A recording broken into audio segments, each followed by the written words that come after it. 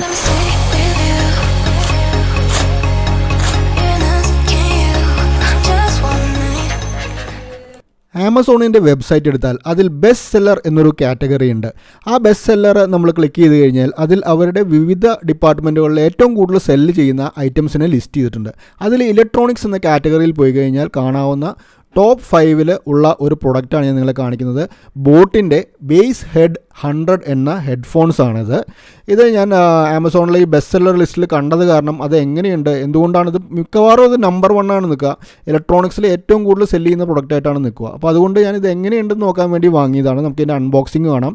ഇപ്പോൾ ഇതിൻ്റെ സൈഡിലൊരു സ്റ്റിക്കർ ഉണ്ട്. ഈ സ്റ്റിക്കർ ഇളക്കി കളഞ്ഞു കഴിഞ്ഞാൽ നമുക്കത് ഓപ്പൺ ചെയ്യാൻ പറ്റും. സ്റ്റിക്കർ ഇല്ലെങ്കിൽ നിങ്ങൾ തിരിച്ച് റിട്ടേൺ ചെയ്യുക.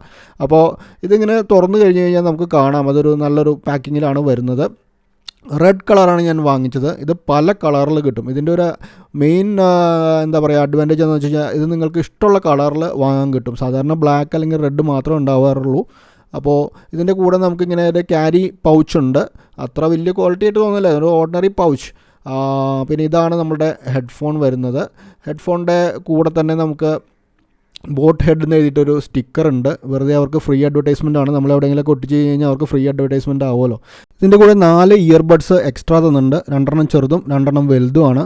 ഒരുവിധം ഡീസൻറ്റ് ക്വാളിറ്റി ഇയർബഡ്സ് ആണ്. അത് നമുക്ക് പിടിച്ച് നോക്കുമ്പോൾ നമുക്ക് നല്ലൊരു ക്വാളിറ്റി തോന്നുന്നുണ്ട്. ഇത് അതിൻ്റെ കൂടെ അവർ ഒരു ലിസ്റ്റ്, അവരുടെ പ്രൊഡക്ട്സിൻ്റെ ഒരു ലിസ്റ്റ് ഉണ്ട്. അതിൽ കുറേ സുന്ദരി കുട്ടികളുടെ ഫോട്ടോ ഉണ്ട്.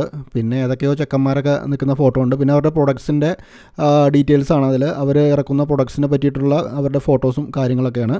അപ്പോൾ എല്ലാവരും നെഞ്ചത്ത് കൈ വെച്ച് നിൽക്കുന്നുണ്ട്. എന്താ ഇത് കേട്ടിട്ട് നെഞ്ചുവേദന എടുത്തിട്ടാണോ എന്ന് അറിയില്ല. എല്ലാവരും നെഞ്ചത്ത് കൈ വെച്ച് നിൽക്കുന്നുണ്ട്.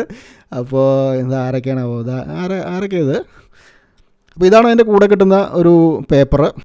ഇത് അതിൻ്റെ വാറണ്ടി ഡീറ്റെയിൽസാണ്. 1 ഇയർ വാറണ്ടിയാണ് ബോട്ട് ഓഫർ ചെയ്യുന്നത് ഈ പ്രൊഡക്ട്സിന്. അപ്പോൾ അതിൻ്റെ വാറണ്ടിയുടെ കംപ്ലീറ്റ് ഡീറ്റെയിൽസ് ഈ ഇതിൽ കൊടുത്തിട്ടുണ്ട്.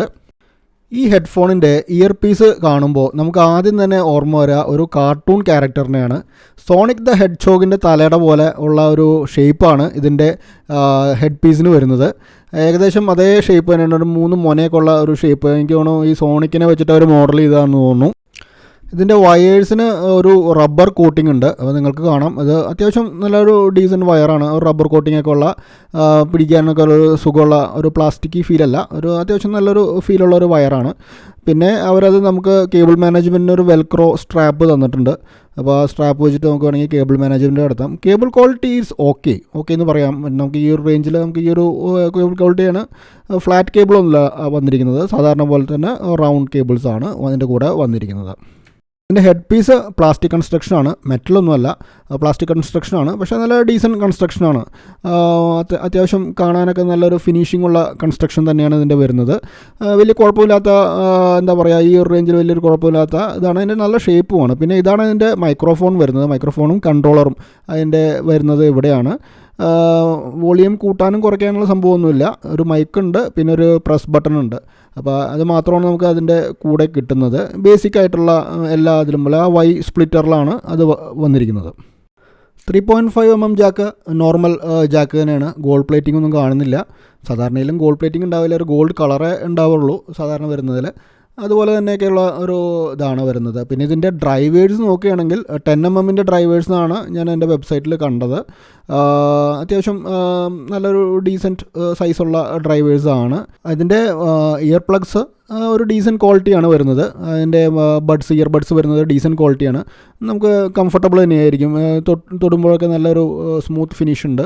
പിന്നെ അതിൻ്റെ കൂടെ അഡീഷണലായിട്ട് നമുക്ക് 4 അവർ തന്നിട്ടുണ്ട്. നമുക്ക് മാറ്റി യൂസ് ചെയ്യണമെങ്കിൽ നമ്മുടെ ചെവിയുടെ വലിപ്പമൊക്കെ അനുസരിച്ചിട്ട് മാറ്റി യൂസ് ചെയ്യണമെങ്കിൽ നമുക്കത് യൂസ് ചെയ്യാം.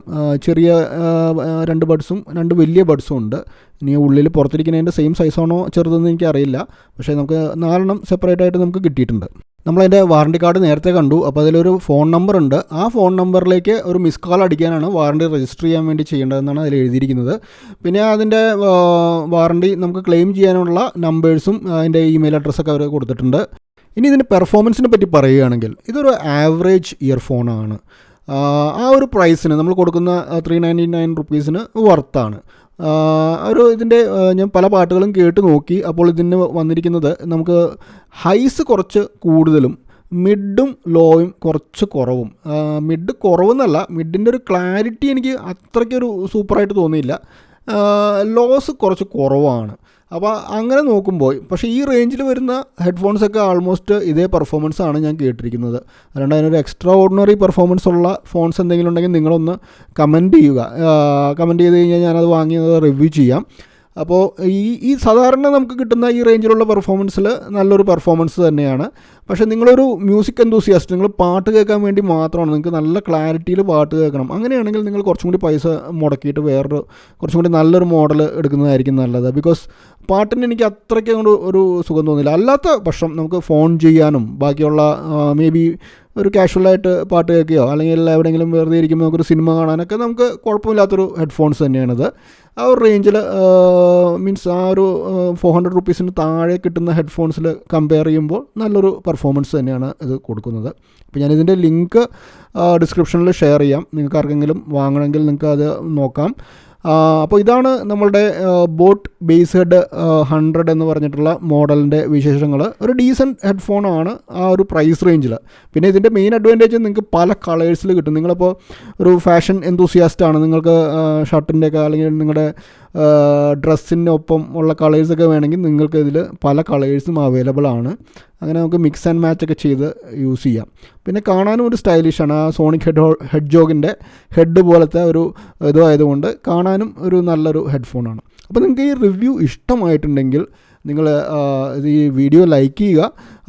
നിങ്ങൾ ഈ ചാനൽ ആദ്യമായിട്ടാണ് കാണുന്നതെങ്കിൽ നിങ്ങൾ ഈ ചാനലൊന്ന് സബ്സ്ക്രൈബ് ചെയ്യുക.